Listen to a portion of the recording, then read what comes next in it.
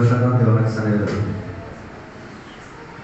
Praise lord. దేవునామానికి వందనాలు. ఈ పగటి వేళ దేవునికి సన్నిధిలో ఆరాధనలో కలిసి వచ్చి తీరడానికి దేవుడు మనందరికీ ఇచ్చిన గొప్ప కృపను బట్టి దేవునికి స్తోత్రం. గత 3 రోజుల నుంచి ఉపవాసంతో ప్రార్థనతో దేవుని యొక్క సన్నిధిలో దేవునికి ఉన్న యథార్థ మనసాక్షి కలిగిన దేవుని బిడ్డలు దేవునికి ఆరాధన చేసి తీరడానికి దేవుడు కృపావాత్సల్యం దయచేసినందుకు దేవునికి స్తోత్రం. అందరూ ఉపవాసముతో దేవుని యొక్క సన్నిధిలో సమయం గడపడం చాలా ఆనందమైన ఒక విషయం. దేవుడు దానికి తగిన రీతిగా ఉన్న ప్రతిఫలాన్ని ఇచ్చి తీరుతాడు. ఆరోగ్యం ఉన్నప్పుడు దేవుని సన్నిధిలో ఉపవాసం చేయడానికి ప్రయత్నం చేయగలిగి తీరితే దీనదశలో దేవునికి ఆరాధన చేయాల్సిన పరిస్థితి రాదు. అందుకే దేవుని యొక్క బిడ్డలో దేవుడు అత్యధికంగా దీవించి తీరును కాక. మనం ప్రార్థన చేసిన ప్రతి ప్రార్థనలకు దేవుడు జవాబిచ్చి తీరుతాడు. ఈ కాలంలో ఆత్మీయత క్షీణించిన కాల తరగతిలో ఆత్మీయతలో ఎదిగి తీరడానికి దేవుని యొక్క బిడ్డలు ప్రయాసపడి తీరాలి. అలాగే తీరితే దేవుని యొక్క రాకడ సమయంలో మనం ఎంతబడి తీరుతాం. అయితే మనం చదివిన వాక్య లేఖన భాగం సంఖ్యాకాండం 33వ అధ్యాయం. ఈ 33వ అధ్యాయంలో మనం చూడగలిగిన ప్రాధాన్యత కలిగిన మాటలు, ఇశ్రాయేల్ ప్రజలు ఐగుప్త దేశంలో నుంచి ప్రారంభించేసి కనాను దేశం వరకు వెళ్ళిన ప్రాంతం గురించి అక్కడ వివరణ జరిగినట్టుగా రాయబడి ఉన్నది. దాని అర్థం ఈ అధ్యాయం చదివేటప్పుడు దేవుని బిడ్డలకు ఒక విషయం గుర్తుకు తీరాలి. నీవు ఒక ప్రయాణంలో ఉన్నావు. ఎక్కడి నుంచి? మరణము నుంచి జీవము నుంచి సమాధిలోకి వెళ్ళే ప్రయాణంలో ఉన్నాం. లోకము నుంచి పరలోకానికి వెళ్ళే ఒక ప్రయాణంలో ఉన్నాం. సజీవత లేని చోట్ల నుంచి సజీవం పొందే చోటికి వెళ్ళే ప్రయాణంలో ఉన్నాం. కేన స్థితిలో నుంచి శ్రేష్టత కలిగిన స్థితిగతుల్లోకి ఏం చేసిన ప్రయాణంలో ఉన్నాం. ఏదో ఒక ప్రయాణం చేసి తీరుతుంది, అభ్యంతరపరిచి కలిగి తీరుతుంది. అందుకే ప్రయాణంలో ఉన్న దేవుని బిడ్డలు ఎప్పుడు ఏమై తీరాలి? ప్రయాణము ఏం చేయాలి? ఆఖరి వరకు వెళ్ళి తీరడానికి ఏం చేయాలి? ప్రయాసపడి తీరాలి. కొందరు ప్రయాణం ప్రారంభిస్తారు, దానిని ఏం చేయలేరు, పూర్తిపరచలేరు. కొందరు చదువు ప్రారంభిస్తారు, దాన్ని ఏం చేయలేరు, పూర్తిపరచలేదు. దాని అర్థం ఫెయిల్ అయిపోయామని చెప్పి దాన్ని పూర్తిపరచలేమన్నది కాదు. ఫెయిల్ 100 సార్లు అయినా 100 సార్లు రాయడానికి ప్రయత్నం చేయాలి. చాలా మంది అనుకుంటారు జీవితంలో ఫెయిల్ అయిపోతే మరి ఏమీ లేదు జీవితంలో ఫెయిల్ అయితేనే ఏమైతే గెలుపు సాధించగలిగి తీరేది. ఎల్లప్పుడూ గెలిచే పద్ధతిలో వెళ్ళి తీరగలిగితే ఫెయిల్యూర్ ఉన్న ఓటమికి ఉన్న వేదన ఏంటో ఏం కాదు, అర్థం కాకుండా పోతే పోయి తీరుతుంది. అయితే ఈ 33వ అధ్యాయంలో సుమారు 42 చోట్ల ఇశ్రాయేల్ ప్రజలు ఏం చేసుకున్నారు? గుడారాలు చేసుకుని ఏం చేశారు? వెళ్ళిన ప్రయాణం గురించి ఈ అధ్యాయంలో మనకి కనబడుతున్నది. ఆ 42 ప్రాంతాల యొక్క పేరు అర్థాలు చెప్పాలంటే సమయం సరిపోదు. అది మీకు నేను హోంవర్క్ ఇస్తున్నా. 42 ఊరుల గురించి అక్కడ రాయబడినది. వాటికి ఉన్న పేరు, వాటికి ఉన్న అర్థం మీరు నేర్చుకోగలిగితే మీ ఆత్మీయ జీవితం బాగుపడితేది. లేదు నాకు అక్కర్లేదు, తోచట్లేదు, నా ఇష్టం, నా కష్టం, అది కూడా మీ ఇష్టమే, నాకు దాంతో పట్టిపోలేదు. అది అక్కడ చెప్పిన మాటలో మనం చూడగలిగిన మాట, ఇశ్రాయేల్ ప్రజలు ఎక్కడి నుంచి బయలుదేరారు? ఐగుప్త దేశంలో నుంచి బయలుదేరారు. ఐగుప్త దేశంలో నుంచి ఎక్కడికి బయలుదేరారు? కనాను దేశానికి బయలుదేరారు. అలాగే ఈ ప్రయాణంలో ఎన్ని అడ్డులు వచ్చాయి, ఎన్ని అభ్యంతరాలు వచ్చాయి, ఎన్ని వేదన కలిగిన చర్యలు వచ్చాయి, ఎన్ని బాధ కలిగిన చర్య వచ్చాయి. కానీ ఏం చేయలేదు, ప్రయాణాన్ని ఆపి తీరలేదు, ప్రయాణంలో కొనసాగించారు. అందుకే ఈ ప్రయాణంలో చేసిన గొప్ప విషయం ఏంటిదో దాన్ని 2వ వచనం చెప్పినప్పుడు మనం చూడగలిగేది. చూడండి, మోషే యెహోవా సెలవిచ్చిన ప్రకారము వారి ప్రయాణమును బట్టి వారి సంచార క్రమములను రాసెను. ఏం చేయమన్నారు? సంచార క్రమం, ఎక్కడెక్కడ వారు నడిచారు దానిని ఏం చేయాలి? రాయాలి. నిన్న రాత్రి నేను చెప్పాను, రాతకి గొప్ప ఏముంది? విడుదల కలిగిన చర్య ఉంది.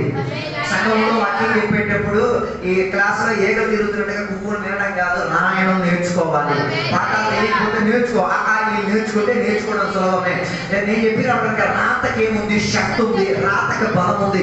ఒక గోడ మీద ఒక రాత రాసేసరికి మత్తు తాకి మద్యంలో ప్రతిగి ఉన్న ఒకడక ఏమైతే తన జీవితంలో కదిలింపు వచ్చి తీరింది. అలాగే ఒక రాత ఒక దుష్టుడిగా ఉన్న ఒక మనిషికి దైవ ప్రేరేపణ ఇచ్చుకోగలిగింది. అలాగే ఆరాధనకు వచ్చి వాక్యం రాయడం, వాక్యాన్ని వినేసి దానికి ఉన్న పాయింట్స్ తీసుకోవడం, అది నీ జీవితానికి కొన్ని విడుదలని పెంచుకోగలిగింది. అది నువ్వు రాయడం వలన విడుదల మాత్రం కాదు, అది ఆ పుస్తకం ఎవరికైనా దొరికినా చాలు, అది వాడి జీవితానికి కదిలింపులో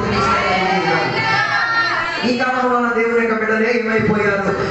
సోమరులు అయిపోయారు. అందుకే సామెతల గ్రంథం 6వ అధ్యాయం ఇంటికి చదవండి.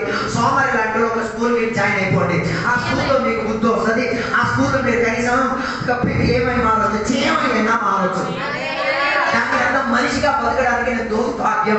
నువ్వు దేనిగా బతకాలి? చీమగా బతకాలి. అక్కడి నుంచి ట్రైనింగ్ నేర్చుకొని మనిషిగా మారి తీరాలి. దానికి సలోమోను మంచి రీతి కలిగిన వ్యాఖ్యానం ఇచ్చి తీరాలి. కనీసం చీమగా నేను చేయొచ్చు, మార్పించేసి నీ జీవితాన్ని శుద్ధిపరచుకు తీరొచ్చు. అలాగే రాతకి ఏముంది? గొప్ప శక్తి ఉంది. సిలువలో మరణించిన గడియలో తన తల మీద ఒక రాత ఉండేది. అది ఏం చేసింది? ఒకటిని రక్షణలోకి తీసుకురాలేదు. దాని అర్థం ఆత్మిక విషయంలో ఏది రాసినా, వాక్య సంబంధమైనది ఏది రాసుకున్నా, సంఘ స్కూల్ నోట్స్ రాసుకున్నా, లేకపోతే PYPA నోట్స్ రాసుకున్నా, వాక్య పరిచయం చేసేది రాసుకున్నా, వాటి మనకేమై తీరుతుంది? కొందరికి, నీకు మాత్రం కాదు, కొందరికి అది రక్షణ ఇచ్చుకు తీరడానికి బలం కలిగి తీరుతుంది.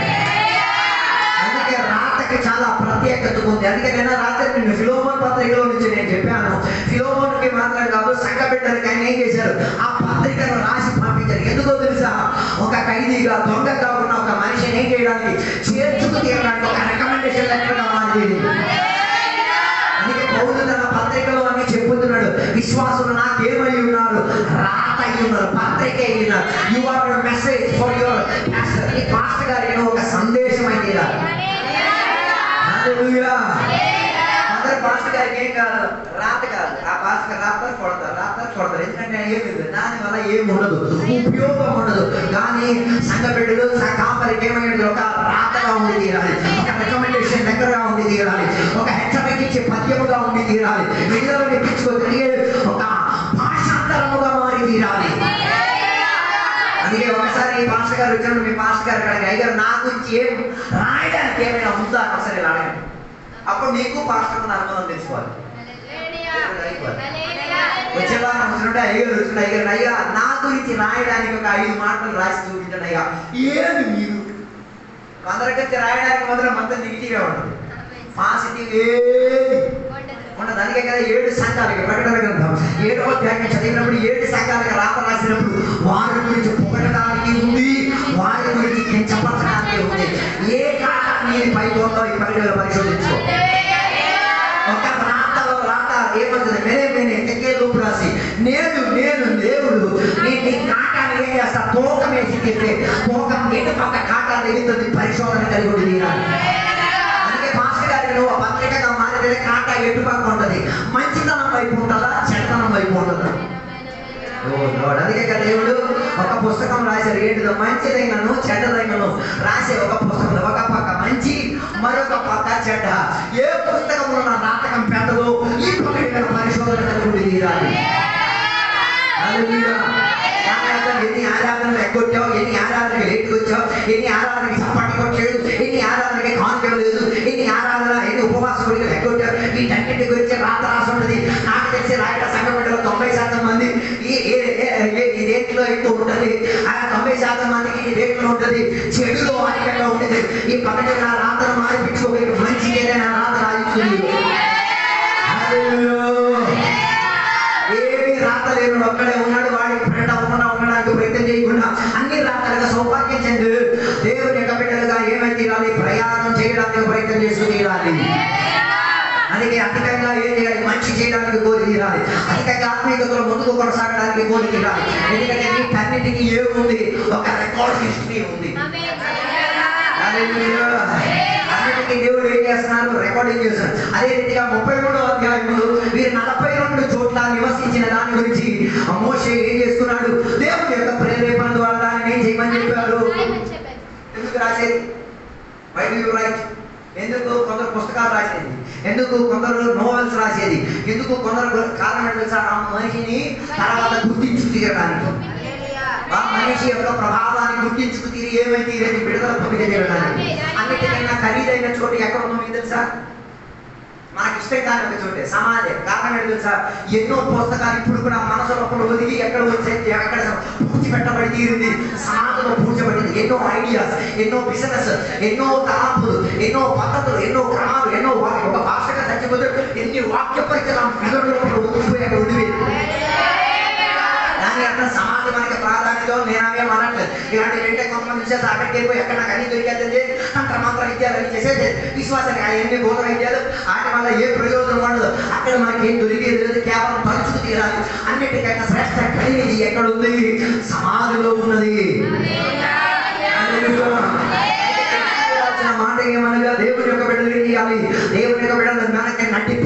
విధానం రాసుకు తీరాలి. లేదు కాబట్టి కొంత దేవుని విడిచిపెట్టేది. ఒకప్పుడు నువ్వు మంచాల కాడ పడుండి ఊపిరి ఆడకుండా చచ్చిపోయే పరిస్థితుల్లో ఎవరో వచ్చి సువార్త చెప్పి నిన్న ప్రాంతంలో రాసేస్తే జీవించడానికి మనసు వచ్చేది. ఏ సంఘం వచ్చిందో గుర్తొచ్చేది. ఎవరైనా సంఘం అని సంఘమే. ఓ లార్డ్, అయ్యారే దాని అర్థం మా ఊర్లో ఒక పేరుగా మీ ఊర్లో కూడా అదే పేరు ఉంటుంది. నువ్వు అలా పిలవబడుతున్నావేమో. అందరూ నీకు అయ్యారు కాదు, ఒకరే నీకు అయ్యారు. ఒకరే నీకు ఆత్మీయత తండ్రి, ఒకరే నీకు ఆత్మీయత. ఓకే, నువ్వు అయ్యారు కొట్టుకొని దూరం వెళ్ళిపోయిన ఆయనే నీకు తండ్రి. మిగతా వాళ్ళందరూ సబ్స్టిట్యూటే. అంటే రాయమని చెప్పడానికి ఉన్న కారణం ఏంటో పాత రోజులు గుర్తించుకు తినడానికి. కొంతమంది దేవుని బిడ్డలకి ఏం గుర్తుకు రాదు, పాతది ఏం గుర్తుకు రాదు. 2001లో ఎలా ఉన్నావు కొంత గుర్తుకు రాదు. అందుకే బిడ్డ పెట్టుకుంది. నీకు దేవుడు గుర్తు పెట్టేస్తాడు, లెక్క అప్పచెప్పి గుర్తు పెట్టేస్తాడు. ఒక్కొక్కటిగా నీకు గుర్తు పెట్టేస్తాడు. పన్నులు కలిసి దేవుడు గుర్తు పెట్టేస్తాడు. గుర్తు పెట్టలేదు కాబట్టి ఎక్కడి నుంచి వచ్చావు, ఎక్కడికి వెళ్తున్నావు, నీకేముంది తీరాలి, గుర్తు వచ్చి తీరాలి. అందుకే కీర్తన 77లో 11, 12 వచనాల్లో రాయబడి ఉన్న మాట, నే నా జీవితంలో నడిపించిన విధానమును జ్ఞాపకం చేసి నా చేత ఏం చేయమయ్యో రాయించుమాలి. ఎవరు కీర్తనాకారుడు దేవుడికి చెప్పే ఒక మాట, దానికంటే నడిపించిన విధానం రాతకంగా కనబడాలి. ప్రార్థన విషయాలు రాయాలి, దేవుడు నీకు విడవలసిన విషయాలు రాయాలి, దేవుడు నీకు నడిపించిన విషయాలు రాయాలి. రాసేసి దేవుని దగ్గర ఏం చేయొచ్చు, అగ్రిమెంట్ పేపర్ సమర్పించేసుకొని ప్రార్థన చేయొచ్చు.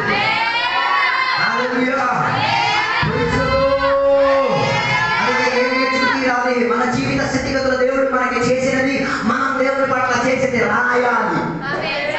నువ్వు దేవుడికి ఇచ్చినది, నీవు దేవుడి కొరకు ప్రయాసపడేది ఏం చేయాలి, రాసుకోవడానికి ప్రయత్నం చేస్తూ తీరాలి.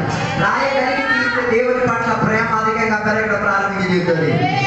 అందుకే ఎక్కడి నుంచి వచ్చామో ఎక్కడికి వెళ్తున్నావు వాటి గురించి మనకి ఏముండాలి, గుర్తుండాలి, అవగాహన ఉండాలి. ఈ రాతకమే మనం ఏం చేసేది, గుర్తుపెట్టేది. ఎందుకు బైబిల్ మనకి రాసి ఇచ్చారు, కొన్ని నీకు గుర్తు పెట్టించుకు తిరగడానికి, కొన్ని నీ జీవితాన్ని క్రమపరచుకు తీరడానికి బైబిల్ని రాతకంగా దేవుడు మనకి ఇచ్చి. రెండోదిగా మనం చదవగలిగినప్పుడు దాన్ని 3వ వచనం నుంచి కనుక చదివితే, దేవుడు అన్ని చోట్ల ఉన్నవాడు అన్న దానిని రుజువుపరిచాడు. అది 3వ వచనం ఒక్కసారి చదవండి. మొదటి నెల 15వ దినమున వారు రామేశ్వరంలో నుండి ప్రయాణమై, రామేశ్ అంటే అది రాముడి పేరు, అదేం కాదు. రామేశ్ అంటే ఐగుప్త దేశంలో మరో పేరు. అలాగైతే ఎక్కడి నుంచి ఐగుప్త దేశము నుంచి దేవుడు వారిని నడిపించిన ప్రతి చర్యలో దేవుడు వారికి ఏమై ఉండేవారు, తోడై ఉండేవారు. దేవుడు లేని ఒక చోటు చెప్పండి, దేవుడి సాన్నిధ్యత లేని ఒక్క చోటు. ఎక్కడ దేవుని సాన్నిధ్యత? నరకంలో దేవుని సాన్నిధ్యత ఉందా? అలాగే దేవుడి గారు కాదు సేవించట్లేదు. నరకంలో కూడా దేవుని సాన్నిధ్యత ఉంది. దేవుని సాన్నిధ్యత ఆయన సర్వచోట అన్ని చోట్ల ఏం చేయగలుగుతాడు, ఉండగలిగింది. దాని అర్థం నరకంలో దేవుడు లేడు అన్నది కదా. అలా నమ్మేసి దారి తగ్గిపోతున్నాడు. నరకంలో కూడా దేవుడు ఉన్నాడు, దేవుని సాన్నిధ్యత ఉంది. కానీ కృప దొరకదు. ఎక్కడ దొరకదు? దేవుని కృప అక్కడ దొరకదు. దేవుడు జాగ్రత్త చూపించాడు. అందుకే కదా ఎవడు తన లాజరు ఎక్కడికి వెళ్ళాడు, వేతన స్థలంలోకి వెళ్ళి గొప్ప కేకలేసి గొప్ప సాక్షి అని చెప్పి గొప్ప సందేశం, గొప్ప సువార్తలు అన్ని చెప్పాడు. దేవుడు దాన్ని ఏం చెయ్యలే. మన విశ్వాసం దానికన్నా పనికిరాడు. ఆడింక మంచుడు ఎక్కడ నాటంలో నిలబడి ఏం చేస్తున్నాడు, సాక్షి చెప్పారు దేవుని. నాకు అసలు నీళ్ళు పో, నా సోదరులు ఉన్నారు, వారు ప్రార్థన విషయాలు కూడా ఎక్కడ చెప్పేస్తున్నాడు. కానీ దేవుని కృప లేదు కాబట్టి దేవుడు చెప్పేది ఎక్కడికి అక్కడికి ఏముంది, గ్యాప్ ఉంది. అందుకే గ్యాప్ ఉంది కాబట్టి నీకేం దొరకదు, కృప దొరకదు. అందుకే పాట రాశాడు, బలం రాశాడు కదా, కృప దొరికిన వాడు దేవునికి స్తుతించుడి, కృప దొరికిన వాడు దేవునికి ఆరాధించుడి, కృప దొరికిన వాడు దేవునితో సహవాసం ప్రారంభించుడి అని దేవుని యొక్క సేవకుడు పాట రాసి తీరడానికి కారణం.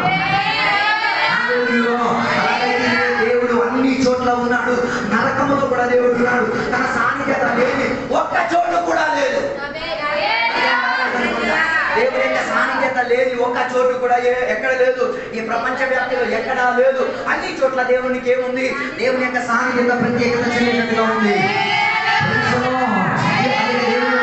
దేవుడు అన్ని హృదయములను ఎరిగిన వాడు, దేవుడు అన్ని చోట్ల ఉండగలిగిన దేవుడు, దేవుడు అందరితో సంచరించగలిగిన దేవుడు. అలాగైతే నీ ప్రయాణంలో ఎవరు తోడై ఉండాలి, దేవుడు తోడై ఉండాలి.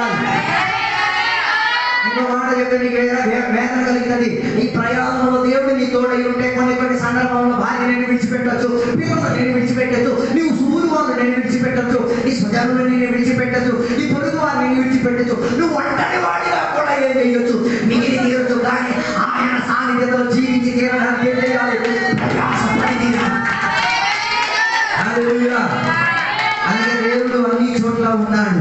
ఈ ప్రయాణం అంతట్లో దేవుడు ఉన్నాడు కాబట్టి ఎర్ర సముద్రాన్ని దాటించుకోగలిగి తీరాడు.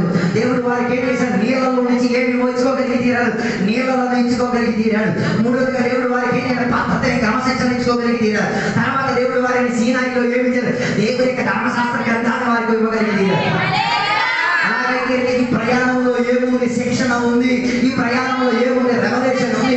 ఈ ప్రయాణంలో అద్భుతాలు ఉన్నాయి. ఈ ప్రయాణంలో నీ అవసరాలు తీర్చబడలేదు. అందరికీ దేవుడు మంచి దేవుడు, కానీ దెబ్బలు పడితే దేవుడు అసలు మంచోడు కాదు. మన సంఘంలో ఒక విశ్వాసి ఇంట్లో ఇద్దరు మరణం జరిగిపోతే దేవుడా నా కొడుకు ఒక్కడు నీరే నువ్వెవడో నువ్వెవడు అడగడానికి దేవుడు. అందుకే కొందరికి ఇప్పుడు కూడా పరిజ్ఞానం లేదు, ఆత్మీయతలో వాక్యం గురించి అవగాహన లేదు. నాకు తెలిసిన ఒక సేవకుడు, ఆయన ఇంట్లో 9 మంది పిల్లలు, 9 మంది ఒకటొకటిగా సీరియల్గా చనిపోయినప్పుడు 9 మందిని ఆయన ఏం చేసుకున్న పెట్టి తయారు చేసుకొని ఒక్కొక్క పెట్టికి ₹1,00,000 ఖర్చు పెట్టేసి 12 లక్షల రూపాయలు ఖర్చు పెట్టేటప్పుడు ఆయనకి వేదన రాగా పాట వచ్చింది. ఆ పాట ఎప్పుడు కూడా పాడుతున్నాను. హల్లెలూయా. హల్లెలూయా. ఆ పాట మనం పాడేపడ్డ మట్టి కోసం మాణిక్యాలు విడిచిపెట్టారు. మొత్తం 9 మంది నీటిలో పోతే దేవుడు వద్దు, దయ్యము వద్దు, దూత అయిపోయి తిరుగుతాం. కారణం ఏంటి? ఫెలోషిప్ దేవుడితో లేదు. హల్లెలూయా. దేవుని బిడ్డలా తెలుసు, దేవుడు నీకు కొన్ని సందర్భంలో శిక్షణ కూడా దేవుడు శిక్షిస్తారా లేదా? మంచి తండ్రి అయితే వారి పిల్లలను ఏం చేస్తారు? కొడతారు, శిక్షిస్తారు, తిడతారు, బాధ పెడతారు, చిత్రహించబడి. ఎందుకు? అది నీ ఆత్మిక ఎదుగుదలలో, నీ జీవిత ఎదుగుదల అదేమై తీరేది? అది సహాయంగా మారి తీరగలిగి తీరేది. అలాగైతే దేవుడు శిక్షిస్తే పాస్టర్ గారు కూడా శిక్షిస్తారు. మన అయ్యగారు చాలా నెమ్మదస్తుడు కాబట్టి శిక్షించట్లేదు. కొన్ని సంఘాలు 3 వారాలు చర్చికి రాకపోతే బల్లారాత్రి 7 వారాలు కూర్చోబెడతారు. ఏమి ఎవరు అలాంటివన్నీ మన చర్చిలో వచ్చేస్తే మరి తగ్గిపోతాయి, జనాల సంఖ్య తగ్గిపోతాయి. 3 కనుక రాకపోతే పాస్టర్ పనిష్మెంట్ ఇస్తారు. ఓ లోడ్, కష్టం ఉంది కదా.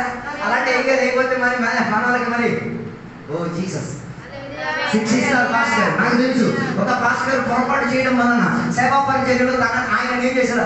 6 నెలల వరకు ఆయనకి ఏమి ఇచ్చారు? ఆయనకి ఏమి రెస్ట్రిక్షన్ ఇచ్చేసారు. ఎవరికి స్వార్థ చెప్పలేడు, ఎవరితో నిలవలేడు, ఎవరితో మింగలేడు, ఏం చేయలేడు. మా చెల్లెల సంఘంలో జరిగిన విషయం, వాళ్ళ కొడుకు ఏం చేశారు? ఎవరికి చెప్పకుండా పిల్లలు లేపుకొచ్చి స్పెల్ చేసేసుకున్నాడు. అన్ని వాళ్ళకి ఒక పిల్లలు మెలు చేసుకున్నాడు. అమ్మ నాన్నకి వాళ్ళు ఏం చేశారు? సస్పెన్షన్ చేశారు. చెప్పలేదు. 6 నెలలు మౌనమే. మూలకి అమ్మ నాన్న ఎవరు చేసిన తప్పుకే? పిల్ల కొడుకు చేసిన తప్పుకే అమ్మ నాన్న ఆడు వేదన పడలేక పాస్టర్ గారికి ఫోన్ చేశాను. నువ్వు తప్పు చేసావు కదా, నీకు పరిజ్ఞానం, మీ అమ్మ నాన్న వేదన పడదు. 6 నెలలు ఏం చేయాలి? ఒక ప్రార్థన ప్రార్థన, 6 నెలలు బల్లారాలని ఇవ్వలేదు. 6 నెలలు ఆయనకి వాళ్ళ ఇంట్లో ప్రార్థన జరిగిన వాళ్ళతో ఏం చేయలేదు. ఏ రీతి కలిగిన ఆత్మీయ అనుబంధం చూపించడం ఆయన క్రమశిక్షణ చర్చి విడిచిపెట్టలేదు. 6 నెలలు వారు క్రమమై వారి ప్రేమలను క్రమపరచుకోగలిగి ప్రయాణంలో శిక్షణ దేవుడు ఇస్తాడు, సేవకులు ఇస్తాడు. శిక్షణ ఇవ్వని సంఘం నేను పాడు చేసే సంఘం. అందుకే అందరికీ మనం ఇక్కడ మైక్ ఇచ్చాము. మైక్ ఇవ్వట్లేదంటే దాని అర్థం నేను ఏదో ఒక పనిష్మెంట్ లో పెట్టేస్తున్నాను. డైరెక్ట్ గా అర్థం చేసుకుని దేవుడు విడుదలిచ్చే దేవుడు మాత్రం కాదు, నీళ్ళిచ్చే దేవుడు, ఆహారం ఇచ్చే దేవుడు మాత్రం కాదు, సదుపాయం ఇచ్చే దేవుడు కాదు, పద్ధతి నేర్పించే దేవుడు మాత్రం కాదు, ఏమి కూడా ఇస్తారు. అందుకే కదా కొన్ని సందర్భాల్లో కొందరు ప్రాణాలు దేవుడు ఏం చేసింది? కోర సంతానాన్ని భూమి ఏం చేసింది? పుట్టెక్క చేసింది. హలో, రక్షించే దేవుడు అంటే సపోర్ట్లు ఆరాధన గోల్డ్ వచ్చేది. విడిపించే దేవుడు అంటే సపోర్ట్లు ఆరాధన గోల్డ్. సాపా పత్రం కొట్టే దేవుడు అంటే బాగానే వస్తుంది. ఇది కూడా చెప్పాలండి, నన్ను శిక్షించిన అందుకే కదా కీర్తన అలాగే నీ దుడ్డియు కర్రయు నన్ను ఏం చేసి తీరేది? క్రమపరిచి తీరేది, బాగుపరిచి తీరేది. నేను ఎక్కడ తండ్రి గుడి తీరడానికి కర్రతో కర్ర, దుడ్డి అంటే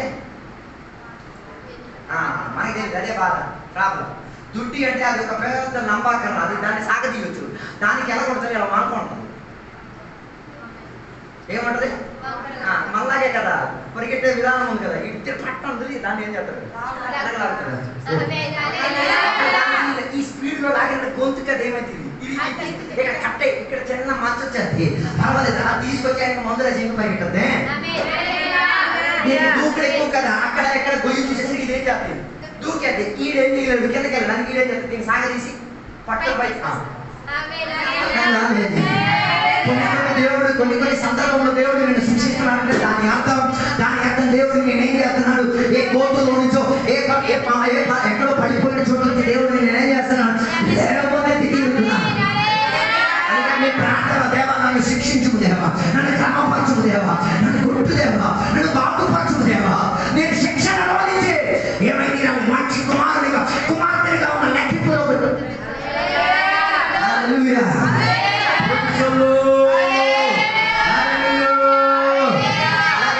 ఈ ప్రయాణంలో ఏముంది, వెయిటింగ్ ఉంది.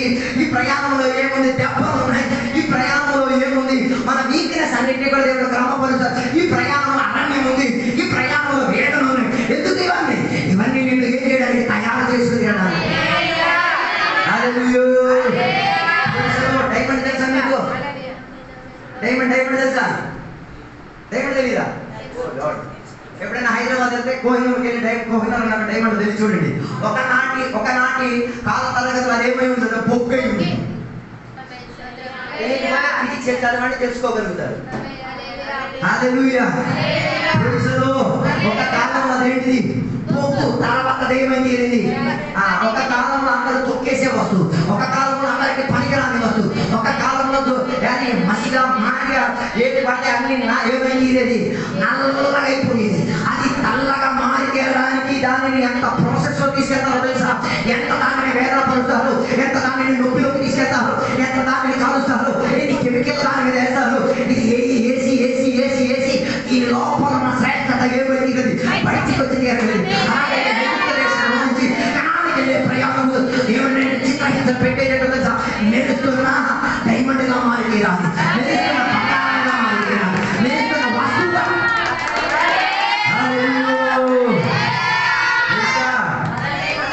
దేవుడు శిక్షిస్తే మనం పనికొచ్చే పాత్రలుగా మారిపోవచ్చు.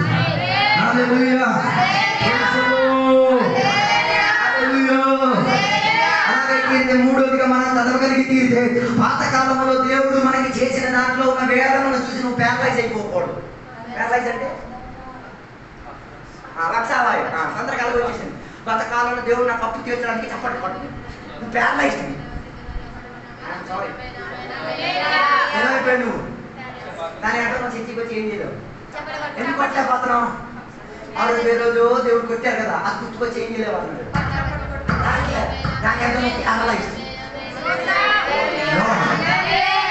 కొంతకాలంలో దేవుని కోసం ఎవరి స్వార్థాలకు పరిగెట్టేదాన్ని, ఇప్పుడు పరిగెట్టట్లేదు కదా, దాని అర్థం ప్యారలైజ్. దేనికి ప్యారలైసిస్ వచ్చింది? కాలుగా తింటున్నాం, ఎదుగుతున్నాం, అన్ని చేస్తున్నాం. దేనికి ప్యారలైసిస్? స్వార్థ కట్టలేదు, డబ్బు లేదు. డైలాగ్ ఏంటిది? డబ్బు లేకుండా చేయొచ్చుగా, బడికెళ్ళాలా? ఒకనాడు బండి కూడా లేనప్పుడు ఎక్కడికైనా నడిచేదేదాన్ని. ఇప్పుడు ఏం ప్రాబ్లం వచ్చింది? అలుపు బలుపు సలుపు.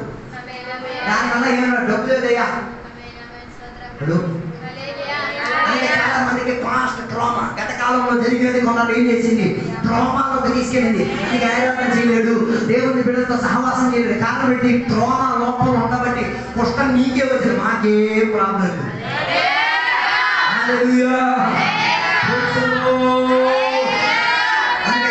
ఎందుకో పట్టణంలో నుంచి దేవుడు నడిపించుకొని తీసుకెళ్ళారు. వారికి డ్రామా వచ్చింది, అది నేను ప్యారలైజ్ చేయకూడదు, అది నేను ఇంకా ఏంటి దేవుని కొరకు పని చేసి నాకు దేవుడు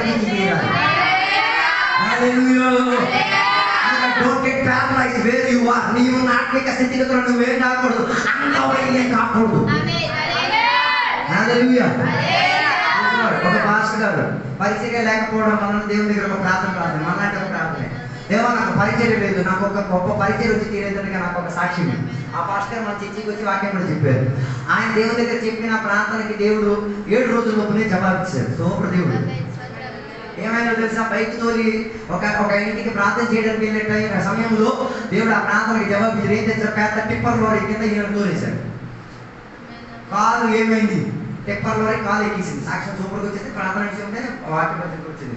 సంవత్సరం ఆయన ట్రీట్మెంట్ తీసుకొని సంవత్సరం తర్వాత ట్రీట్మెంట్కి ఏమయ్యాడు, పోయి బయటకు వచ్చిన తర్వాత దేవుడు దేవా ఇలాంటి సాక్ష్యం నాకు ఇస్తారు. దాని తర్వాత ఫుల్ పరిచయం. కారణం ఏంటిది, కాళ్ళకి ఏమొచ్చింది, అంగవైద్యం వచ్చింది. అందుకే అందరూ ఏం చేస్తారు, ఈయన అందరినీ వాక్య పరిచయం పెట్టడం మొదలెట్టారు. పిచ్చి పిచ్చి ప్రార్థనలు చెప్పేటప్పుడు ఆలోచించాడు. దాని రియాక్షన్ భలే ఉంటుంది. ఆ భాస్కర్ ప్రవచనం చెప్పడానికి మన చర్చలు వచ్చారు. ఆయన చెప్పిన సాక్ష్యం కాదు ఏమైనా తీరింది. ఇప్పుడు ఆ గుండె కుట్టుకొని నడుచుకొని ఏం చేస్తున్నాను, అన్ని చోటుకి వెళ్తారు. అప్పుడు ఆయన చెప్పిన ఒక పదం నాకు భలే నచ్చింది. అది నా ఆత్మను కదిపేసి తీరింది. తుది ఆరోగ్యం ఉన్నప్పుడు చేసిన దానికన్నా ఎక్కువ రెట్టింపుగా దేవుడికి చేస్తాను. ఎందుకు చేస్తున్నావు అయ్యా అనేసరికి నేను చేసిన ప్రార్థనకి క్షమాపణ ఏదైనా పొరపాటు దేవుని కంటూ చేస్తే ఏం చేయాలి, అధికంగా ప్రయాసపడి ట్రామాటైజ్ అయిపోకుండా, అక్కడ అంగవైద్యం తెచ్చుకోకుండా, ప్యారలైజ్ అయిపోకుండా, నేను చేతులు కాదు పని చేయలేని వాడిగా కాకుండా ఏం చేయాలి, అధికంగా దేవుని కొరకు ప్రయాసపడి క్షమాపించ కోరియాలి. అలాగైతే నీ ప్రయాణం సుఖకరంగా మారి జరుగుతుంది. Don't let spirituality lead into paralysis. నీ జీవితం ఆత్మీయత ఏం కాకూడదు, అంగవైద్యానికి ఏం దారి తీసుకెళ్ళకూడదు. ఈ పక్కటి మీద అంగవైద్యం తీసుకొచ్చుతున్నా, అంగవైద్యం తెప్పించుకు తిరుగుతున్నా, పాత తలాంపులు, పాత పద్ధతులు, పాత అలవాటులు ఇరికి తిరుగుతున్నాడు. ఈ ఉపవాస ప్రార్థన కొడుకులు యేసు నామములో ఇరికి తిరుగుతాక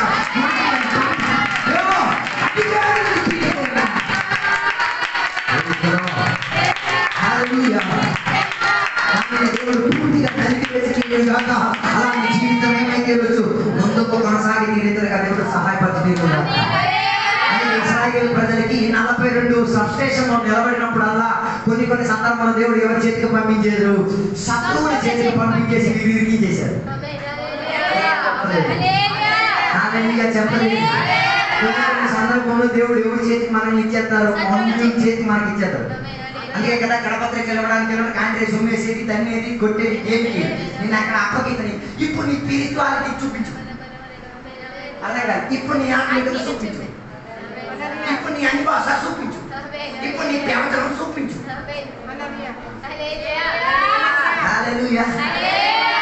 మన సంఘంలో అలాంటి దెబ్బలు కాసిన ఉన్నా నాకు తెలియదు, కానీ మన సెనైట్ అవుతుంది ఆ నాన్న అడిగితే చెప్తాడు. ఆ సంఘంలో ఆయన ఏం చేస్తాడు, విపరీతంగా దెబ్బలు కాశాడు. దానివల్ల నా ప్రాంతంలో 4 సంఘాలు స్థాపించబడింది. అందరూ కలిసి ఇంటికి పేటతో నాన్న కూడా వీళ్ళందరూ ఇంటికాడ ఉన్నారు. ఆయనకి తెలియదు, ఇంటికి పేట పట్టేసి ఏం చేశారు, నెత్తి మీద కూడా ఆయన స్పృహ ఎలా పోయిందో తెలియదు. కానీ ఆ స్పృహ లేని తనంలో వారు కుక్కలు అనేక ఆయన ఏం చేశారు, అన్నాడు. ఆ శరీరంలో అన్ని వేదనలు తగిలినా ఆయన బండిని తుత్తుగా ఏం చేశారు, బట్టలు కొట్టేసి దాన్ని డిక్కి అన్ని బట్టలు కొట్టేశారు. అయినప్పుడు కూడా ఆయన ఎందుకు సహజంగా తన విశ్వాసం ఆయన ఒక ప్రాణం విశ్వాసాలు భయపెట్టిన మా అయ్యగారిని కొట్టదు, మమ్మల్ని కొట్టండి, తప్పు చేసింది మేమైతే ఆయన ఎందుకు కొట్టాం, ఆయన బయట నుంచి వచ్చిన వ్యక్తి ఆయన కొట్ట మమ్మల్ని కొట్టడు. ఈ కాలంలో విశ్వాసాలు అయితే జంపు జిల్లానే అయ్యగా సత్య సామని మనకి వెళ్తారు.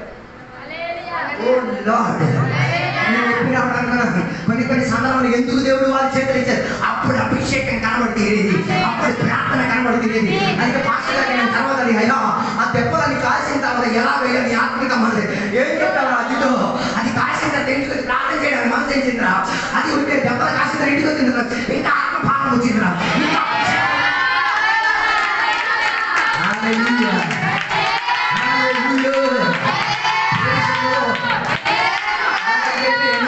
అక్కడికి వెళ్ళలేదు కానీ మరుసటి వారం మళ్ళీ బయలుదేరారు. ఆ చిత్రహింసను పెట్టిన లిస్టులో ఒకడు ఏం చేశాడు తెలుసా, మన స్లాబ్లో వేసే ఆ మెషిన్ ఉంది కదా, ఆ మెషిన్ లో ఆడుతూ పాడుతూ తాగేసి పెట్టేసాడు, సమ్మని వెళ్ళిపోయింది. నేను దానికి శిక్షిస్తున్నాను శాపిస్తున్నాను అలాగే కాదు, ఆయన చేసిన తర్వాత ఆయన ఒంటి చేతితో దేవుడిని నేను చేసుకోడు ఎదిగే భావనలోకి వచ్చింది. నేను చెప్పగలిగే మాట, కొన్ని సందర్భంలో దేవుడు మమ్మల్ని ఏం చేసేది, అన్యుల చేతితో పడేసేది. అప్పుడు నీ అభిషేకం అభిషేకం పెట్టి దేవస్థలు కూడా దింపేస్తాం. బాగోలేనప్పుడు ఎవరిని తిప్పుతున్నావు?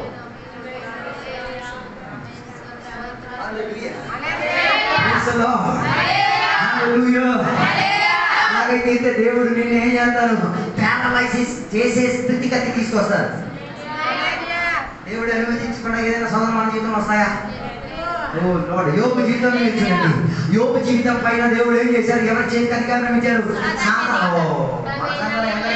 ఉంటారు పడుతుంది భార్య జప్తు చేయాలని. కొన్ని భార్య ఉంటుంది భర్త జంపు చేయాలని, కొన్ని భార్య భర్త జంపు చేయాలని అయితే కొడుకు మాత్రం దేవుని దగ్గర ఉంటాడు, కొన్ని కూతురు మాత్రం దేవుని దగ్గర ఉంటాడు. నేను చెప్పొచ్చే మాట, సాతాను చేతికి అప్పగించేటప్పుడు కూడా దేవునికి నమ్మకం ఉంది. నువ్వు అన్ని ఆయుధ ప్రయోగం చేసుకో, ఆడ ప్రాణం మీద నీకేం లేదు.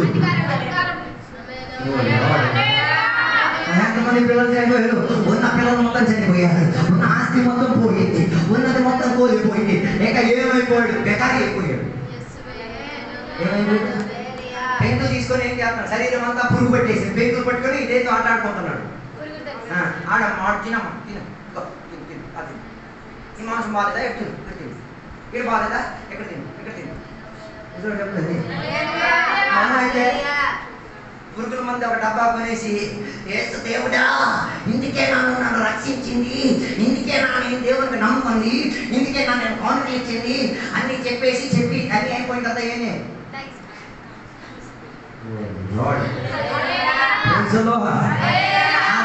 అన్ని బాగున్నప్పుడు అందరూ ఆనందం చేస్తారు, అన్ని బాగున్నప్పుడు అన్ని చేసేస్తారు. కానీ స్థితిగతి బాగోలేనప్పుడు, నేను ఆ కోరుని దేవుడు సాతాను చేతికి ఇచ్చినప్పుడు, హౌ యు ఆర్, నీవేలా ఉన్నావు, ఏ రీతిగా దేవునికి స్పందించేది. అప్పుడు ప్రార్థన వస్తుందా? అప్పుడు ఆరాధన వస్తుందా? అప్పుడు సహవాసం వస్తుందా? అప్పుడు అనుబంధం వస్తుందా? ఓ లార్డ్, హల్లెలూయా. జరిగిన ఒక విషయం, తోడుగా ఉండి స్నేహితుడిగా ఆయన తీసుకొని పెద్ద చేసుకొని బలపరుచుకొని తీసుకొచ్చిన ఆయనకి సంఘ కాపరిగా చేసి అసిస్టెంట్ పాస్టర్గా చేసి ఉంచిన సందర్భంలో ఈయన ఏం చేశాడు తెలుసా? లోపల పని చేసేసి సంఘ బిడ్డలను వేరుపరిచేస్తున్న సంఘముగా సగం మంది సంఘ బిడ్డలను తీసుకొని ఈయన ఏం చేశాడు? మనకి ఎదురుగా ఆరాధన పెట్టాడు. ఓ లార్డ్, మన అయ్యగారే ఆయనకి రక్షణలోకి తీసుకొచ్చింది, మన అయ్యగారే ఆయనకి బాప్తిసం ఇచ్చింది, మన అయ్యగారే ఆయనకి బైబిల్ కాలేజీలో ట్రైనింగ్ పంపించింది, మన అయ్యగారే ఆయన వివాహం జరిపించింది, మన అయ్యగారే తన అన్ని అవసరంలో ఆయన అమ్మని రక్షణలోకి తీసుకొచ్చింది, ఆ చెల్లిని రక్షణలోకి తీసుకొచ్చింది, ఆ కుటుంబ సభ్యులకు రక్షణ వచ్చింది, ఆ చెల్లి చనిపోయినప్పుడు మన అయ్యగారే సమాధి చేసింది, వాళ్ళ అమ్మ తీర స్థితిలో ఉన్నప్పుడు మన అయ్యగారే ఆమె ఏం చేసింది? అక్కడ కానీ ఈయన తోడుగా ఉండి ఏం చేశారు? శత్రువుగా ప్రవర్తించేసి సంఘం ఏం చేశారు? ఒక్క మాట అనలేదు. దేవుని దగ్గర కూర్చొని ప్రార్థన చేశారా తప్ప ఆయనకి మనకు చూసినప్పుడు చెప్పడానికి గలిలే ప్రైజ్లో రాదు, మనం ఆయన చూసినప్పుడు ఏమి చేయాలి? ఎందుకు దేవుడా ఇలా నా ప్రాసెస్ లో తీసుకెళ్లారు? ఇలాంటి ప్రాసెస్ లో కూడా భయపడతా, నేను నా నీ తోడుగా నీ ప్రయాణంలో ఇది నేను పంపించిందే నేను. మాతో మాట్లాడారు, అన్నిటితో వేదనతో ఏడ్చారు. కారణం ఏంటిది? ఇంత వేదన చెంది ఆత్మలను సంపాదించినప్పుడు ఏం చేశారు? సంఘం దుట్టుకొని తీసుకెళ్ళి మనకి ఎదురుగా పోయి వేరెక్కడైనా చేస్తే పర్వాలేదు, కానీ మనకి ఎదురుగా మాకు 8:30కి 8:30కి ఆధారాలు పెట్టించేటట్టుగా భాస్కర్ గారికి ఏంటిది పర్వాలేదా, నేనేనా నేను అన్నాడు. దూరం వచ్చింది.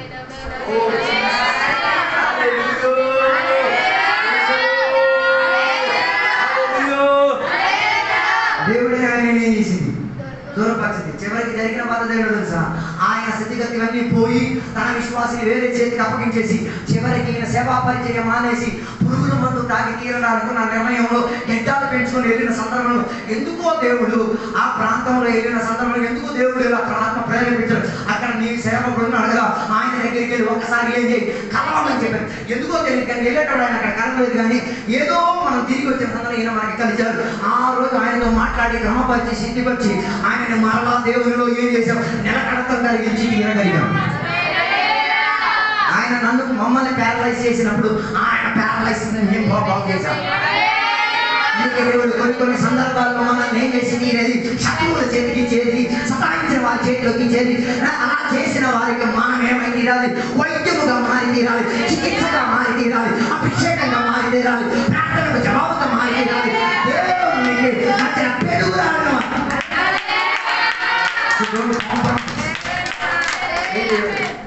కాంప్రమైజ్ చెయ్యు.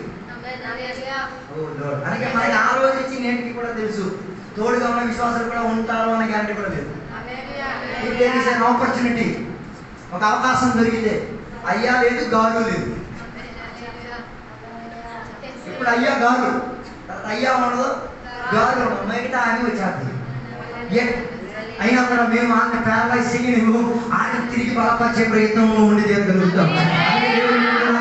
నేను చెప్పొచ్చేమాట, అలాంటి పద్ధతులు వచ్చినప్పుడు, దేవుడు నన్ను ట్రామటైజ్ చేసినప్పుడు, దేవుడు నన్ను ప్యారలైజ్ చేసినప్పుడు, దేవుడు నిన్ను శత్రువులు చేతికిచ్చేటప్పుడు, దేవుడు నిన్ను అంతలో ఉన్న వాళ్ళ చేతికిచ్చి ఇరికించేటప్పుడు, ట్రై టు ఒబే గాడ్. దేవుని అనుసరించలేడానికి, వాక్యాన్ని అనుసరించలేడానికి, ఆత్మశక్తికి వేద చదివేయడానికి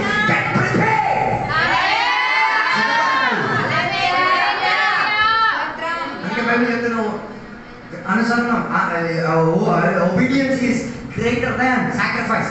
యాగముల కన్నా వాక్యాన్ని లోబడి తీరడమే శ్రేష్టత చెందింది. యాగాలు ఎవడైనా అర్పించేస్తాడు కదా. 4 లక్షలు ఇచ్చేసి పెద్ద బైలో మీటింగ్ పెట్టేస్తారు, పక్కన మీద సారీ చెప్పాడు.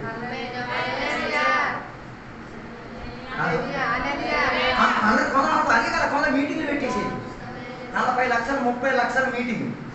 లైవ్లో జరిగిన ఒక విషయమే. గొప్ప విశ్వాసే వడ్డీకి వ్యాపారాలకి డబ్బులకి ఇచ్చి, వడ్డీకి వ్యాపారాలు తింటే సంవత్సరానికి 2 మీటింగ్లు పెట్టేస్తారు, వడ్డీకి ఇవ్వదట.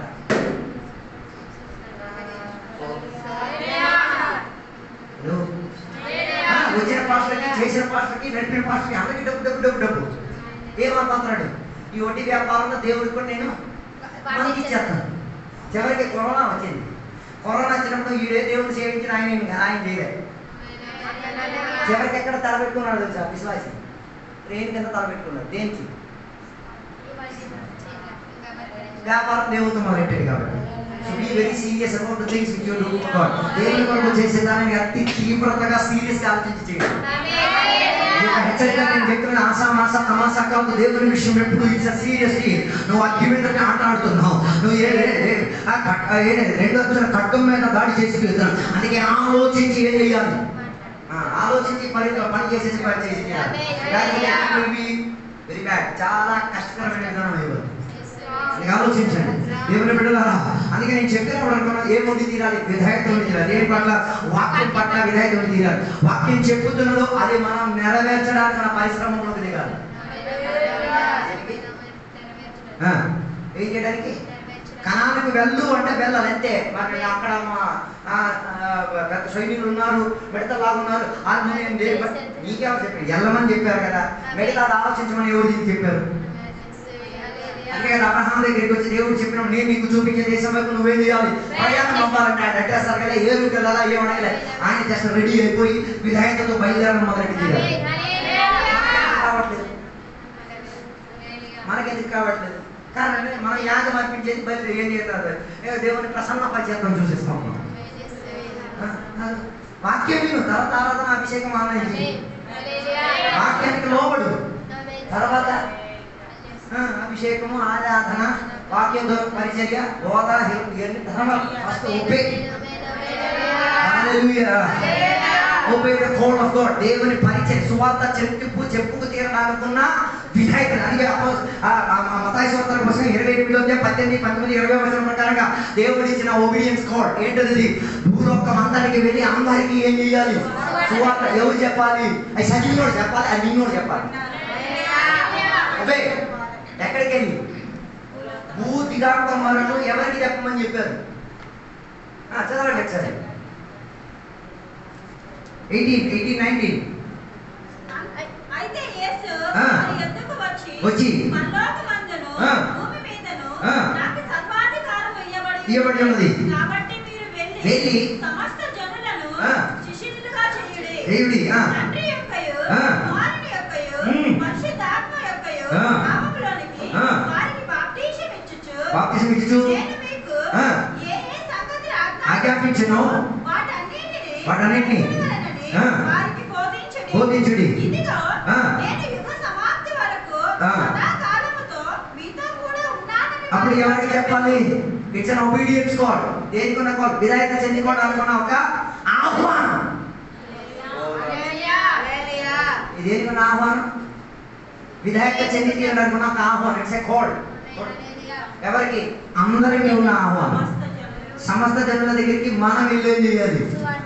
సువార్త చెప్పి వారిని ఏం చేయాలి? ఏమేం చేసుకుని తీసుకురావాలి? బాప్తిస్మం ఇచ్చి పరిశుద్ధాత్మ నిండుబాటు కలిగి తీరి సంఘానికి సభ్యులై తీరేటట్టుగా యుగాంతములో యేసయ్య వచ్చినప్పుడు ఆరోహణములో వెళ్ళి తీరేటట్టుగా ప్రిపేర్ చేయాలి. పొద్దున భోజనం ప్రిపేర్ చేశారు కదా, 6 గంటలకు వచ్చి 6:30కు వచ్చేసి కోటలకు వచ్చారు, అన్ని చేశారు. ఎందుకు? దాని అర్థం 10:30 11:30కు అందరం కలిసి ఏం చేయొచ్చు? భోజనం చేశారు. అసలు ప్రిపేరేషన్ లేకుండా 10:30కు వచ్చేసి అయిపోయిందంటే ఏముంటది? సగం ఉడికిన మాంసం ఉంటుంది, సగం ఉడికిన గుట్టు ఉంటుంది. ఇక నీకు రేపు 3 రోజులు నీకేమైంది? బర్రబ్బా బిరబ్బాయే.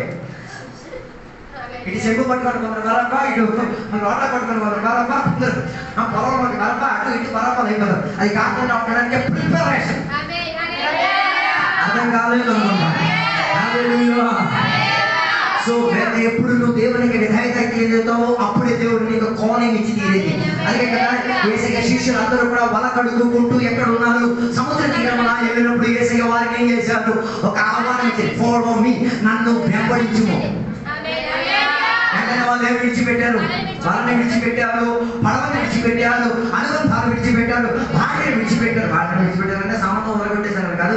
కాసేపు నాకు గ్యాప్ నేను కాసేపు ఏం చేస్తా? నా ఆత్మీక స్థితిగతిని కాస్త క్రమపరిచి తీస్తాను. కావాల్సిన అవసరం అన్నీ నేనేం చేస్తా? తర్వాత వచ్చి వడ్డీ మొదలుపొట్టి చక్కరొడ్డిగా నేను తీర్చేస్తాను.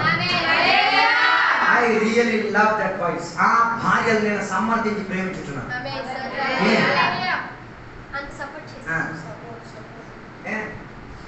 అర్థం కాలేదు. మాంసం లోపల తుమ్ముగా తయారయ్యారు. అందుకే మాంసం తింటారు, తుమ్ము ఏం చేస్తారు? కుక్కకి పెడతారు.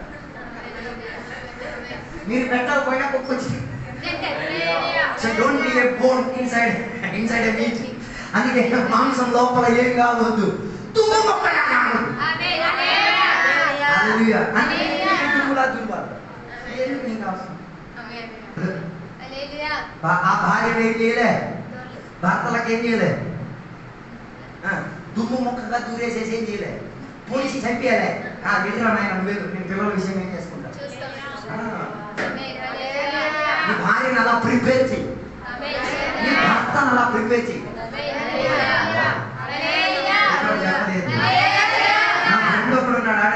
వాడు 22వ వయసులోనే పెళ్లి చేసుకున్నాడు. బాగానే పెళ్లి చేసుకున్నాడు. ఆయన సూపర్గా ఉంది. బేబీ పెళ్లి చేసుకున్నాడు కదా, సూపర్ బాగానే ఉంది.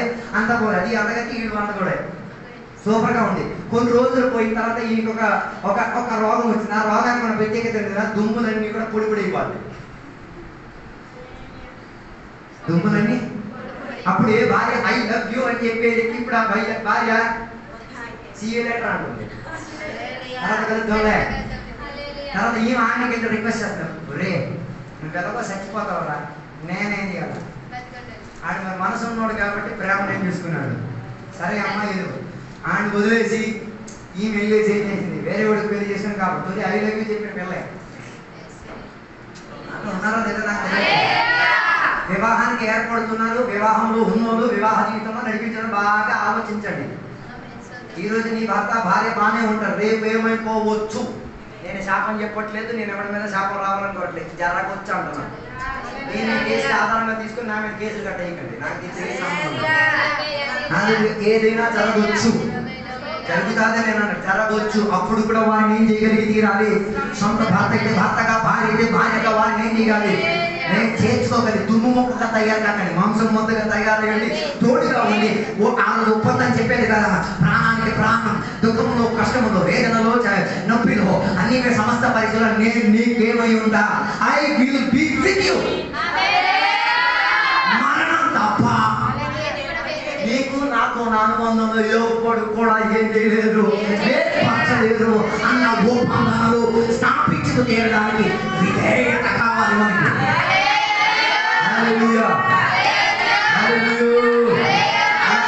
దేవుని యొక్క మాట వినేసరికి విధేయులై తీరారు. భార్యలు కూడా దానికి ఏం చేశారు? ఒప్పుకున్నారు. ఆ భార్యలు ఏం చేశారు? ఇక పిల్లల కొరకు ఫుడ్ పెట్టాలి, పిల్లలకి బడికి పంపించాలి, పిల్లలకు అవసరాలు, పిల్లల బట్టలు 3.5 సంవత్సరాలు, ఇంటి విషయాలు ఏమి అదో అందరు భర్తలు ఉన్నారన్నమాట. మీరు 3 సంవత్సరాలు చేయండి, యాటిట్యూడ్ మారేది కనబడవచ్చు. భార్యలకు చెప్పండి, ఇంకో 3 సంవత్సరాలు నేనేం చేయను, పనికి నీ గట్ట ఏం చెయ్యను, నేను 3 సంవత్సరాలు బైబిల్ ట్రైనింగ్కి వెళ్తున్నాను, బైబిల్ నేర్చుకొని వస్తాను. మీ భార్య చెప్పే యాటిట్యూడ్ చూడండి, అప్పుడు మీకు అర్థం ట్రైనింగ్ కాదు, ముందు వెళ్ళాలి, ముందు మీ భార్యకి ట్రైన్ చేయాలి. అర్థం కాలేదు. నువ్వు అక్కడికి వెళ్ళిపోతావు, నువ్వు అక్కడ చేసేది నా పరిస్థితి ఏంటి, నువ్వు ఒక్కడే నాకు తిరిగేస్తావు, నేను ఒంటరిగా చచ్చిపోవాలా? అప్పుడు నువ్వు బైబిల్ కాలేజీ కాదు వెళ్ళాలి, ఆమెకి ట్రైనింగ్ ఇవ్వాలి. ఏంటి? నువ్వు విధేయురాలి ఉండి తీరాలి. అందుకే కదా అపోస్తలులు మనం 4 సువార్తలు ఎక్కడ మనకి ఏం కనబడట్లేదు. ఏ కుటుంబ సభ్యులు వచ్చేసి ఏం చేయలే, ఒక్క ఆమె మాత్రం వచ్చేసి దుమ్ము పెట్టేసి చెప్పగలుగుతారు ఎవరు? అభిషక్తులు కదా మీరు, చెప్పండి. ఓ అమ్మ మాత్రం దుమ్ము పెట్టేసింది. ఓ అమ్మ జెబెదీ కుమారుడు ఒక అమ్మ మాత్రం దుమ్ము పెట్టేసి ఇచ్చింది. ఏం చెప్పింది? యేసయ్యా నా పిల్లలకి కాస్త కుర్చీ ఇచ్చేటప్పుడు ఎడమ పక్క కుడి పక్క దుమ్ము పెట్టింది. దేవుడు నైస్గా దుమ్ము తీసేసి మాంసం ఇచ్చి పంపించాడు. 12 మందికి అర్హత ఉంది కదా ఎడమ కుడి పక్క. ఈ లెవెల్ స్పెషలా? దేవుడికి బిస్కెట్ వేసేస్తున్నారు. ఏమని? కుడి పక్క. అలాగైతే ఇంటికాడికి వెళ్ళినప్పుడు పిల్లలకి, భార్యకి, అత్తలకి, మామలకి, ఇంటి పొరుగులకి అంతకు ఏం చెప్పొచ్చు? మా కొడుకు ఏసైకి రైట్ హ్యాండ్, ఏసైకి లెఫ్ట్ హ్యాండ్. ఏసై గారు నువ్వేది అడుగుతున్నావు నీకేమన్నా తెలుసా?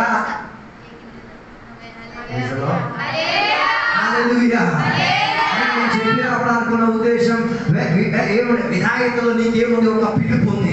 ఆ పిలుపులో ఏమై తీరొచ్చు? నువ్వు విధాయత కలిగిన వాడిగా మారి తీరొచ్చు. అందుకే కదా ఆదాముని దేవుడు ఏం చేశాడు? ఆహ్వానించిన దేవుడు.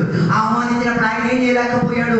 రాలేకపోతున్నాడు దేవుని దగ్గరికి. రాలేదు ఎందుకు? విధాయత లేదు కాబట్టి. దేవుడు ఆయనకి ఏం చెప్పారు? ఈ తోటలో ఉన్న సకల విషయం తిను కానీ ఒక్క పదం మాత్రం ఏం చేయొద్దు. ఆయన ఏం చేయాల్సింది? ఇది మాట వినాల్సింది. అప్పుడు మీరంటారు ఆదాం కాదు కదా, ఎవరు తిన్నది ముందు అవ్వ కదా. అవ్వ తిన్నప్పుడు వచ్చినప్పుడు నువ్వెందుకు పుచ్చుకున్నావు? అలాగైతే భార్య ఏదైనా సంపాదించి తెచ్చేస్తే భర్త దాన్ని అడగాలి, లేకపోతే నువ్వు కూడా దాంట్లో పాలవారసులు అయిపోతావు.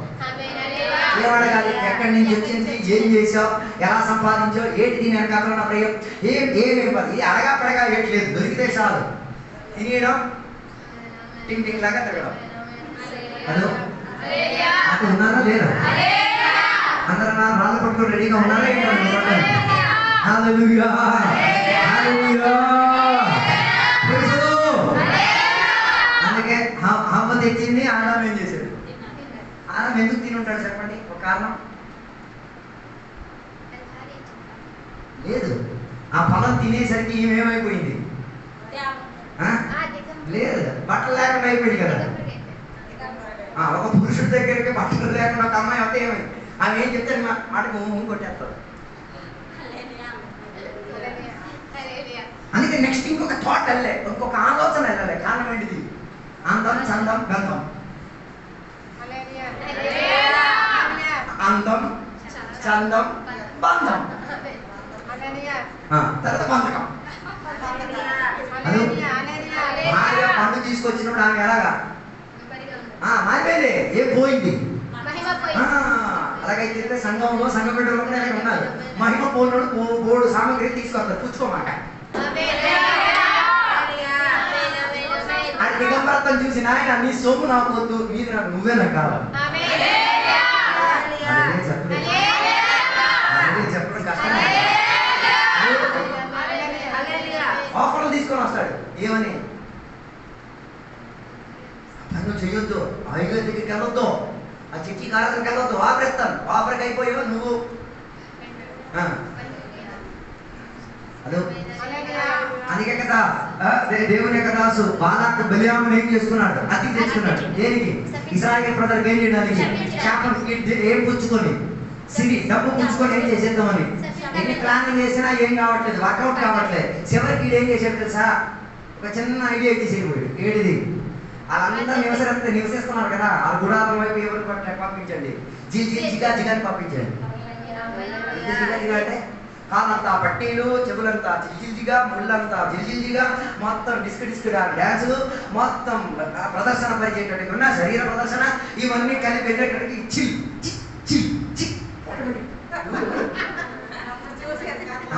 చూసిన వెంటనే ఏమైపోయారు? ఆ దిగంబరత్వానికి ఏమైపోయారు? ఇటుపక్క భార్య వంట ఉంటుంది, ఏంటి పాయసం వండుతుంది, మనడికి చీల్చి వినబడింది. ఈ పాయసం వాసన విడిచిపెట్టి అక్కడ చెప్పే మాట వారు ఏం చేశారు తెలుసా? వీరి గుడారాల వైపు వెళ్ళినప్పుడు వీరు దానికి ఏమైపోయారు? ఆకర్షణ అయిపోయారు. ఇటు భార్యతో అనుబంధాన్ని తగ్గొట్టేసి వాళ్ళతో అనుబంధం కానీ ఏం చేశారు? వారి లోపల పరిశుద్ధతను ఏం చేశారు? ఎలాగొట్టి తీరారు. తెలుసుకు తీరాలి. సాతాను చాలా కుయుక్తి కలిగిన వాడు. ఆయన చేసిన పద్ధతి ఏం చేయొచ్చు? మనల్ని పాడు చేసేటట్టుగా ఉండలేదు. అది ఎక్కడ గీత పత్రికలో రాయబడినది. ఏ రీతిగా సర్పం హవ్వను వశీకరించింది, మోసపరిచింది, అదే సేమ్ యాటిట్యూడ్ తోనే ఇప్పుడు కూడా సంఘ బిడ్డలని, ఆత్మీయులను, అభిషేకులను ఏ చేయడానికి ఆ పరిశుద్ధ పిలుపులో నుంచి, ఆ పరిశుద్ధ హృదయంలో నుంచి నేర్పరచడానికి ఆయన పద్ధతులను ఏం చేయండి, ఎరగండి. ఆయన పద్ధతులను ఏం చేయాలి?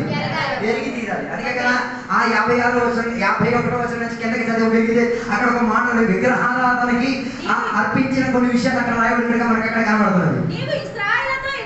ఇట్లనేమో మీరు యోర్దానును దాటి కనాను దేశమునకు చేరిన తరువాత ఆ దేశ నివాసులందరినీ నీ ఎదుట నుండి వెళ్ళగొట్టి వారి సమస్త ప్రతిమలను నాశనము చేసి వారి పోత విగ్రహములన్నిటినీ నాశనము చేసి వారి ఉన్నత స్థలములన్నిటినీ పాడు చేసి. అప్పుడు కనాను దేశంలో ఏమేమి ఉంది? ఎన్ని ఉన్నాయి. దీనిని పట్టుకొని చాలా మంది చెప్పేది క్రైస్తవ దేవుడు హింసాత్మకుడైన దేవుడు. ఎందుకు ఓ ఊరిలోకి వచ్చి ఆ ఊరిలో ఉన్న దేవదేవతలన్నీ ఎరగొట్టి ఆ ఊరిని ఏం చేసుకుంటున్నారు?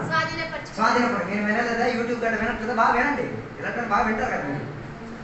ఏం చెప్తున్నా? మీ దేవుడు ఎట్లాంటి దేవుడు? ఓ ఊరికి వచ్చేసి ఆక్రమించుకొని దూరికి అక్కడ ఉన్న ఏమి ఎరగొట్టేస్తున్నారు, అక్కడ ఉన్నది ఏమి ఎరగొట్టేస్తున్నారు, దేవదేవతలన్నీ ఎరగొట్టేస్తున్నారు. అదే కదా తెలుస్తుంది.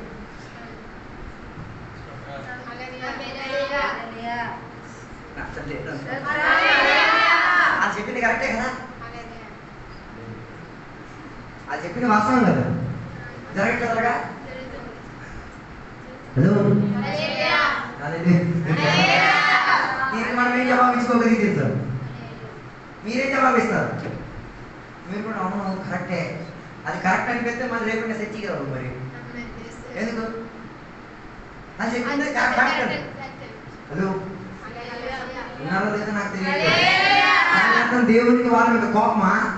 దేవుడికి వాళ్ళ మీద కసి కాదు. దేవునికి దానికి కసి కాదు. దేవుడు అలా చేయడానికి ఉన్న కారణం ఏంటంటే నిజమైన దేవుడిని అర్థం చేసుకు తీరడానికి, నిజమైన దేవుడిని పోల్చుకు తీరడానికే ఏం చేసింది. ఇప్పుడు నేను వీడికి ఫోన్ ఇస్తాను, ఆ ఫోన్ ఎరగొట్టేస్తే ఆ ఇరిగిపోయిన ఫోన్ మళ్ళీ ఆడి చేతికి ఇచ్చాను అనుకో, ఆడి జీవితాంతం ఆ ఇరిగిపోయిన ఫోన్ చూసేసి నేను నేర్చుకుంటాను. నేను బద్దలు కొట్టింది చే ఇది బాగా ఉంచుంటే బాగున్ను అన్న పరిజ్ఞానం వాడికి వస్తుంది. అలాగే కొన్ని అమ్మా అన్నారు పందిని కొట్టినట్టుగా పిల్లలు కొట్టారు. దేని కొట్టారు? ఎందుకు కొట్టారు? శాపం. దేని కొట్టారు? గదిలోకి తీసుకెళ్ళి గేదెను కొట్టేస్తారు. ఆ 7 చెప్పాడు. తర్వాత చెప్పాలా? అరే నేను దీనికోసం నేను కొట్టాను రా అని చెప్పాలి. దేని కొరకు మనం వాడిని శిక్షిస్తున్నాం, గద్దిస్తున్నాం, దానికి ఏం చేయాలి చెప్పాలి. అసలు అలా చెప్పపాటం ఉండదు, దుబ్బు దెబ్బ. దానివల్ల ఆడేమోడు మరి మాట ఏంటో ఇటు రారా అంటే ఇటు వస్తాడు. లోన్ ఉన్నాడు చెప్పి నేను వచ్చాను కానీ నా లోన్ ఉన్న అక్కడే ఉన్నాడు. ఆడిని తెప్పించుకోలేక నువ్వు అయ్యవా అని అడుగుతాడు. ఇలాగే లోన్ ఇలాగ లోన్ ఉన్నాడు నాన్న అంటాడు. బయట ఉన్నాడు నాన్న అంటాడు. లోన్ ఉన్నాడు నా చేత అయ్యో పిలిపించుకుంటున్నావు కదా, దమ్ముంది అడిగి తెచ్చి ఇక్కడ కూర్చోబెట్టడానికి. మనకు అర్థం కావట్లేదు.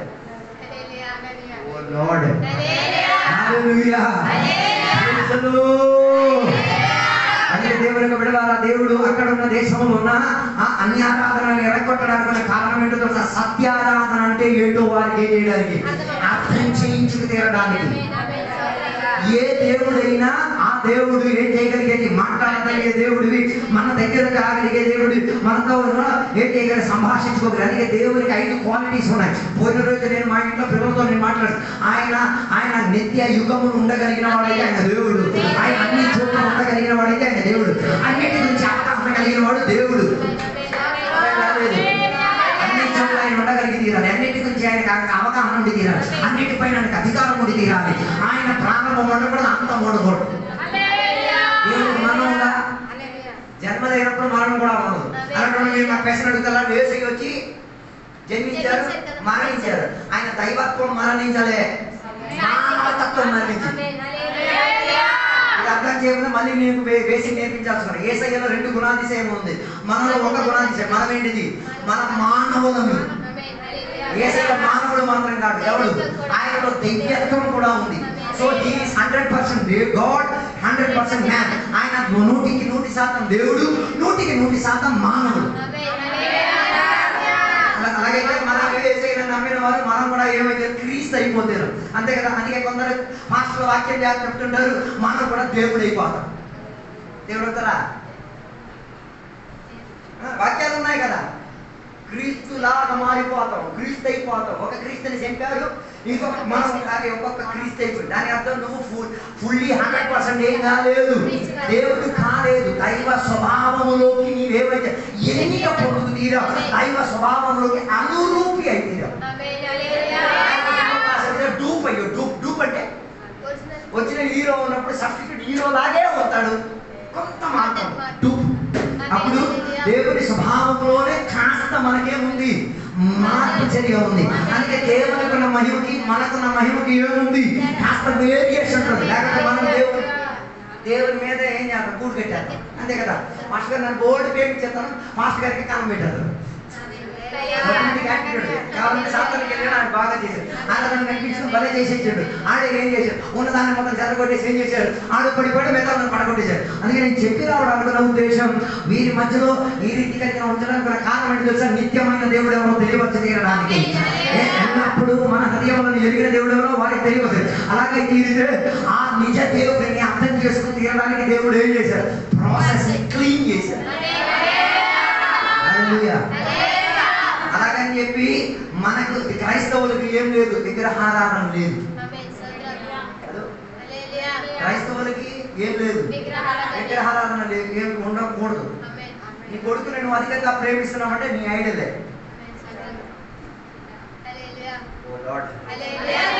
నీ పనిని నువ్వు అధికంగా ప్రేమిస్తే ఇట్స్ యువర్ ఐడల్. ఆటికి అర్చన అర్పణలన్నీ అర్పించిన ఆదివారం వచ్చేసి గొప్ప ఆరాధనే, దాని ముందు బదులు. అందుకే అబ్రహాముకి దేవుడు చెప్పిన మాట, ఎందుకు అబ్రహాముని ఇసహాకుకి యాగం అర్పించుకోవడానికి చెప్పిన కారణం, ఏ కాలంలో దొరికిన కుమారుడు, వార్తిక కాలంలో, ముసలి కాలంలో దొరికిన కుమారుడు. ఎవరి కాలంలో దొరికిన ఫ్యామిలీ కానీ దొరకలేని సిచ్యువేషన్, 99 వయసులో సంతానం చెబితే వాము వాడికి కింద కూర్చోబెట్టారు.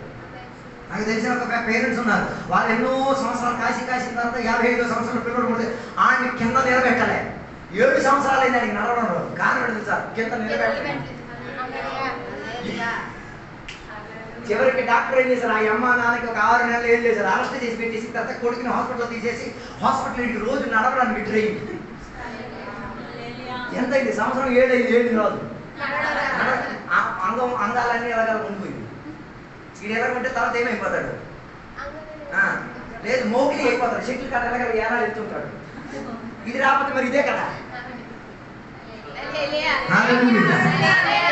నేను చెప్పి రావడం ఉద్దేశం ఇదే, దేవుడి బిడ్డల్లో ఏం లేదు విగ్రహారాధన. అందరికీ విగ్రహారాధన ఉంది, అది వారి పద్ధతి, మనకి దాంతో ఏ రీతి కలిగిన సంబంధం లేదు. వారికి వ్యవస్థ ఉంది, వారికి ఉన్న సిద్ధాంతాలు ఉన్నాయి, మనకి వారి మీద పట్టింపు లేదు. కానీ దేవుడి బిడ్డలు యేసయ్యను రక్షకునికి అంగీకరించిన వాడు ఏం చేయలేరు. మనిషి బొమ్మలు కానీ లేకపోతే ఆకృతులు కానీ ఏది చేయలేరు, వచ్చలేరు. వాటిలో ఏం కాదు, దేవునికి సౌరభ్యం చూడమాకండి. అలాంటి యొక్క విధేయతలో మనం ముందుకు కొనసాగుదాం. ఈ వాక్యాలను దేవుడు మీ అందరూ కూడా దీవించును గాక. ఇప్పుడు చిన్నపిల్లలకి సాక్ష్యం చెప్పడానికి సమయం, తర్వాత పెద్దలు నిలబడి సాక్ష్యం చెప్తారు. దేవుడు మీ అందరూ దీవించును గాక.